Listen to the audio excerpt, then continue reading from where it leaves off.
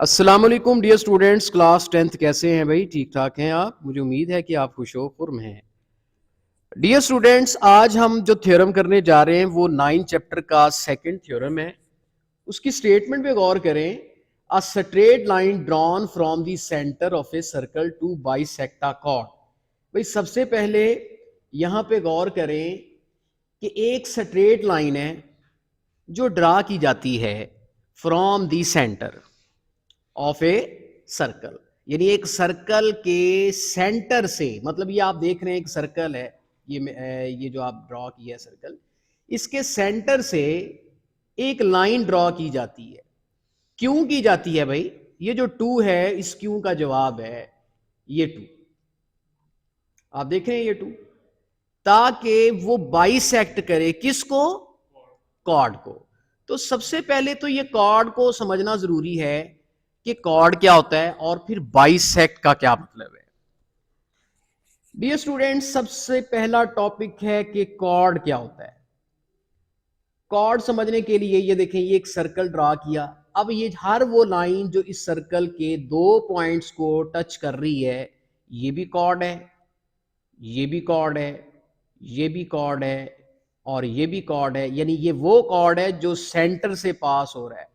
ठीक है, centre point ओ से पास हो रहा है। इस कॉर्ड को हम क्या कहते हैं? डायामीटर। यानी हर कॉर्ड डायामीटर नहीं होता, लेकिन हर डायामीटर कॉर्ड जरूर होता है। अब देखें, इसमें से एक मैंने इस सर्कल के अंदर एक लाइन ऐसी भी ड्रा की है जिसका एक पॉइंट यहां पे है, दूसरा एंड पॉइंट यहां पे है। This is not a cord because it doesn't touch both the ends at the circle, क्योंकि इसके दोनों एंड जो हैं वो सर्कल को टच नहीं कर रहे, लिहाजा ये कॉर्ड नहीं है। इस पे मैं काटा कर देता हूं। अच्छा जी, चले ये तो समझ आ गई कि कॉर्ड क्या होता है। अच्छा, अब बाइसेक्टा कॉर्ड का क्या मतलब है? इसका मतलब कि आपने एक सर्कल ड्रा किया। एक सर्कल चले बना लेते हैं यहां पे, ये देखिए यहां पर हम एक सर्कल ड्रा करते हैं जी। ये एक सर्कल ड्रा किया हमने और इसका सेंटर पॉइंट तकरीबन यहां पे आएगा। ये इसका क्या है? Centre point. अब इस सेंटर पॉइंट से हमने क्या ड्रा करना है? एक जी क्या स्ट्रेट लाइन ड्रॉ करनी है। किस लिए भाई? ताकि वो कॉर्ड को क्या करे? बाइसेक्ट करे। अब हम यहां से एक कॉर्ड ड्रा कर लेते हैं। ये देखिए कॉर्ड जो है वो हम यहां पे ड्रा करने जा रहे हैं जी। चले मैं यहां पे ये कॉर्ड ड्रा कर लेता हूं। ठीक है, कलर जो है वो ब्लैक सेलेक्ट करते हैं जी। ये क्या है? What is this? ये कॉर्ड है और इसकी लेंथ से हमें कोई कंसर्न नहीं है कि ये 3.6 सेंटीमीटर का है या जितना भी है, लेकिन ये कॉर्ड जरूर है क्योंकि सर्कल के दो पॉइंट्स को टच कर रहा है। अच्छा, अब यहां से एक स्ट्रेट लाइन इसलिए ड्रॉ करनी है। कहां से भाई? From the centre. चले वो भी ड्रॉ कर लेते हैं। ले ये देखिए, ये एक स्ट्रेट लाइन यहां से हम ड्रॉ करेंगे। ये देखिए क्यों कर रहा हूं मैं ये स्ट्रेट लाइन ड्रॉ? मैं क्यों कर रहा हूं, इसकी क्या रीजन है बेटे?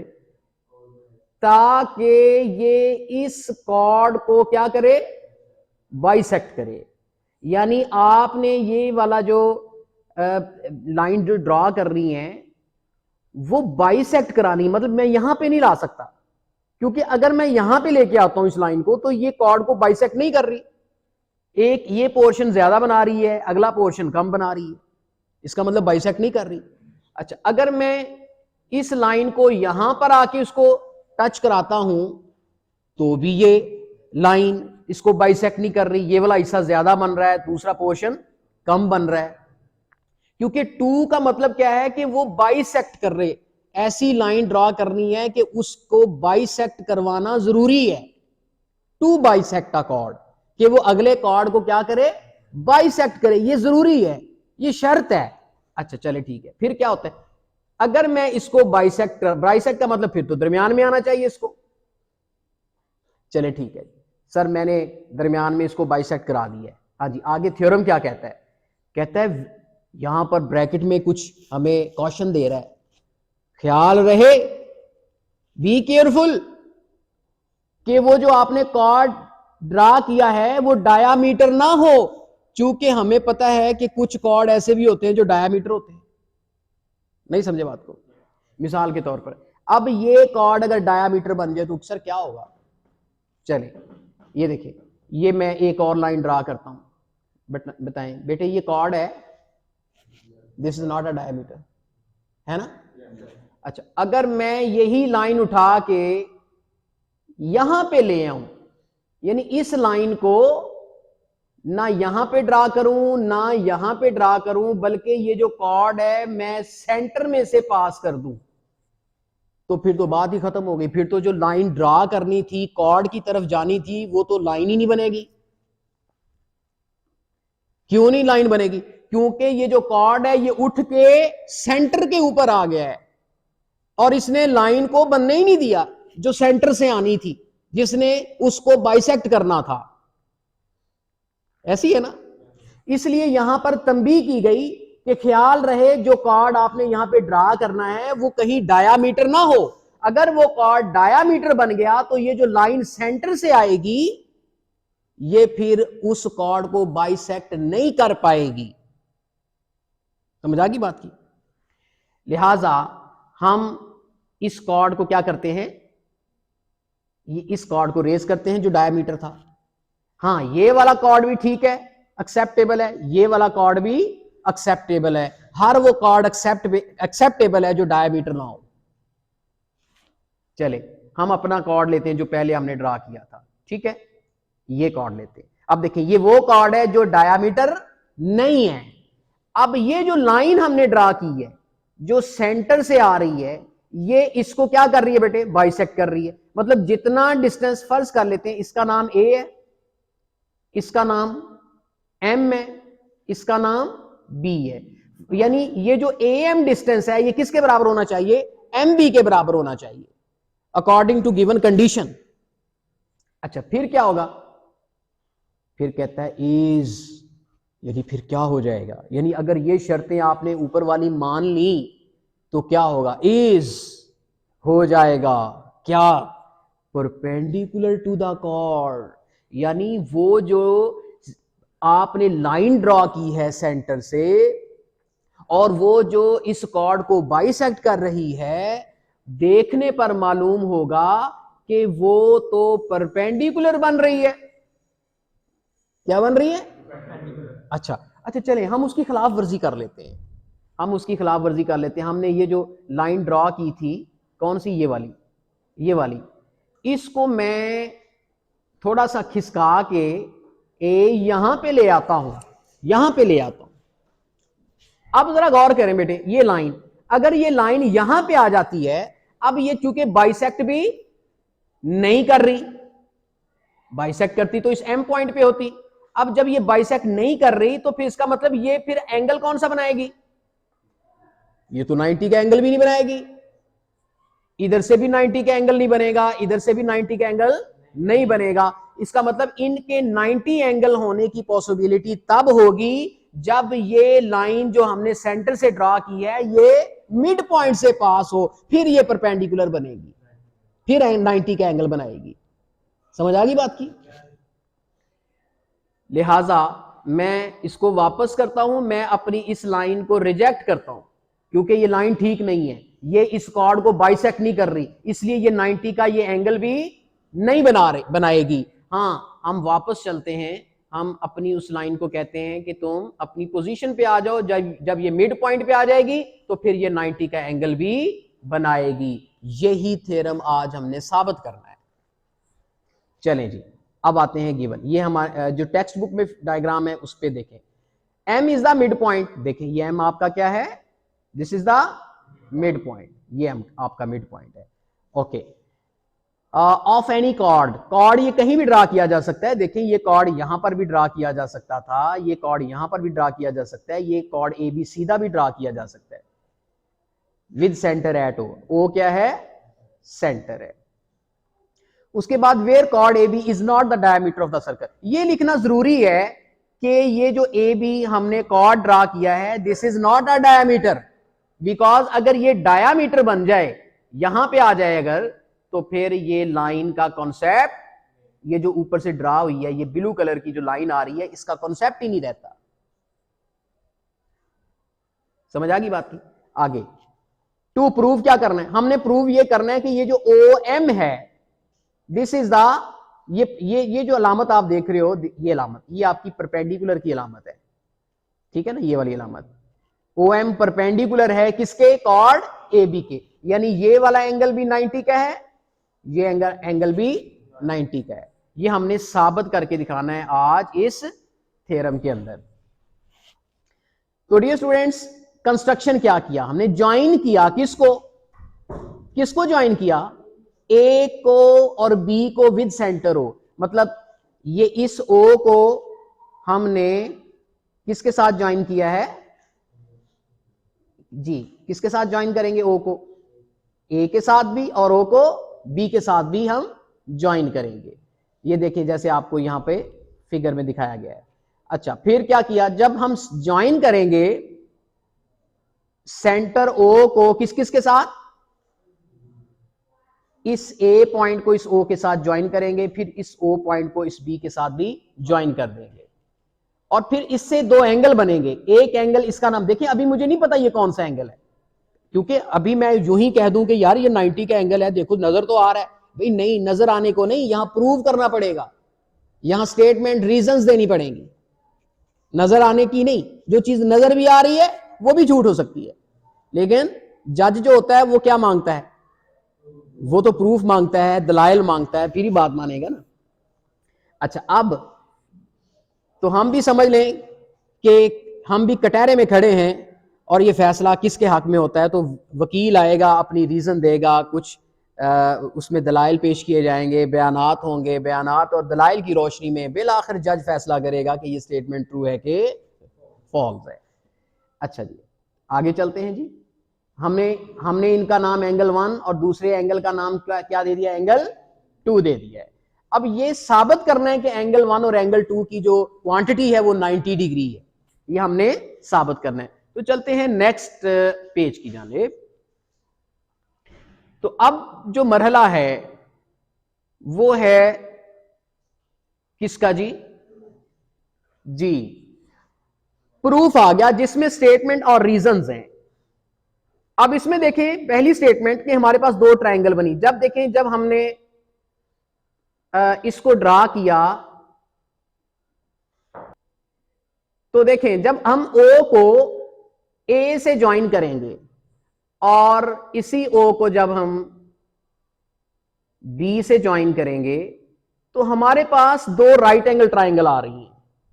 कौन कौन सी? ओ ए एम और ओ बी एम।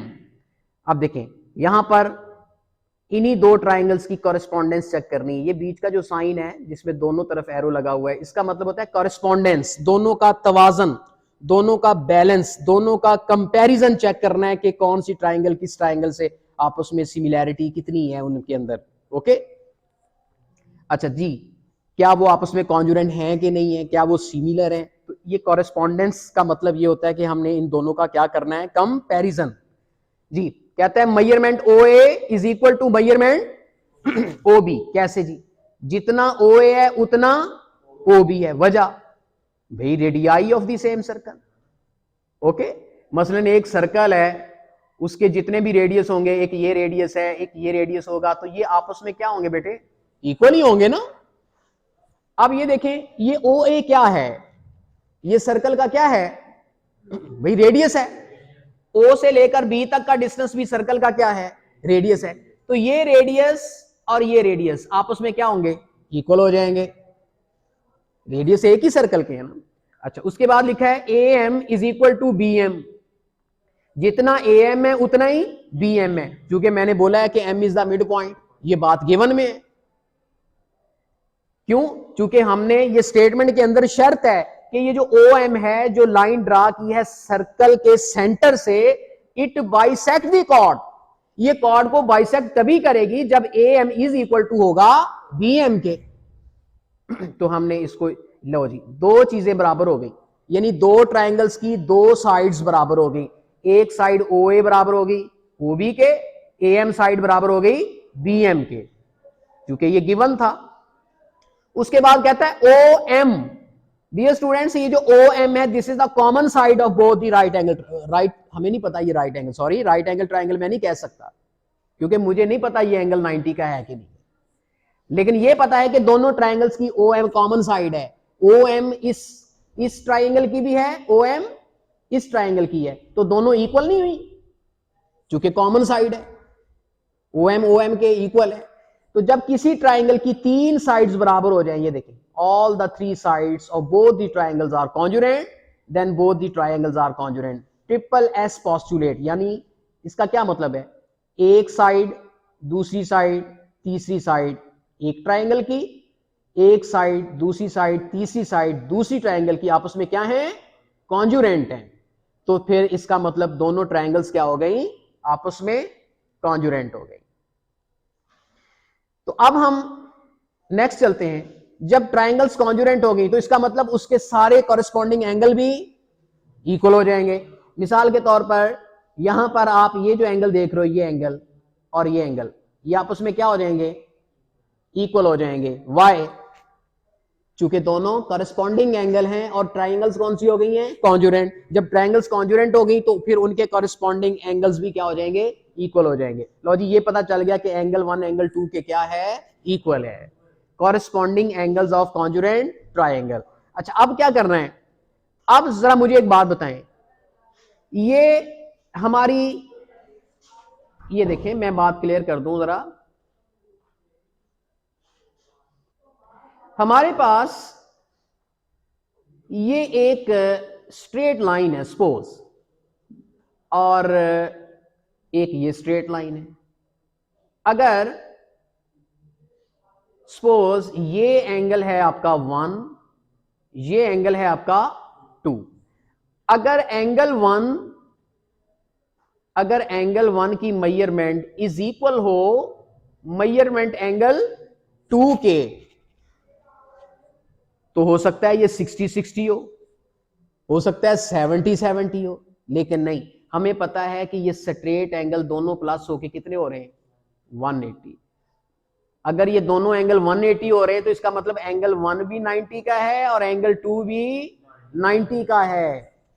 साबित हो रहा है भाई। इतना तो पता चल गया ना कि एंगल 1 एंगल 2 के क्या है? ये देखिए, इक्वल है। पता चल रहा है ना? तो जब एंगल 1 एंगल 2 के इक्वल हो ही गया, तो फिर ये तो हमें मालूम है कि एंगल 1 और एंगल 2 मिलके 180 बन रहे हैं, क्योंकि स्ट्रेट एंगल बन रहे हैं, वो सप्लीमेंट्री एंगल है। तो देखें, यहां पर लिखेंगे हम एंगल 1 और एंगल 2 का सम किसके बराबर है? 180 के। आप बेशक ये वाला स्टेप ना लिखें, यानी एंगल 1 ये वाला जो डायग्राम में ऊपर दिया हुआ है और एंगल 2 मिलके कितने हो गए? ये देखें, यहां पर जो टेक्स्ट बुक पे डायग्राम बनी हुई है, ये देखें, यहां पर देखें, ये एंगल 1 है और ये एंगल 2 है। यहां पर देखिए, ये एंगल 1 और ये एंगल 2। अब इन दोनों का सम कितना है? 180, क्योंकि दोनों क्या है? Straight angle, supplementary. जब इनका सम 180 हो और वो हो भी आपस में इक्वल, तो फिर किस बात की तरफ इशारा है कि एंगल 1 और एंगल 2 दोनों किसके इक्वल हैं? 90 के। तो ये साबित हो गया कि ओ एम परपेंडिकुलर है ए बी पर, चूंकि 90 एंगल साबित हो गया। यही चीज हमने साबित करनी थी, प्रूव करनी थी। तो डियर स्टूडेंट्स, मुझे उम्मीद है कि आज का ये जो थ्योरम है, ये आपको अच्छे तरीके से समझ आ चुका होगा। तो इंशाल्लाह नेक्स्ट थ्योरम के साथ फिर नई वीडियो के साथ दोबारा पेश होंगे। तब तक के लिए आपसे इजाजत चाहते हैं। अल्लाह हाफिज।